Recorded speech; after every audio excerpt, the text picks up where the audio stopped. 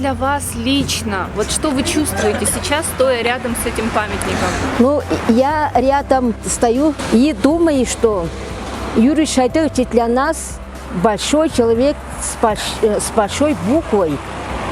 А вот лично для меня он как родной человек. Мы всегда вот друг к другу в гости ходили по домам. Он всегда и на работе, и дома, он всегда ведет себя очень культурно и уважительно. И маленьким, и большим людям он всегда относится как к великим человекам.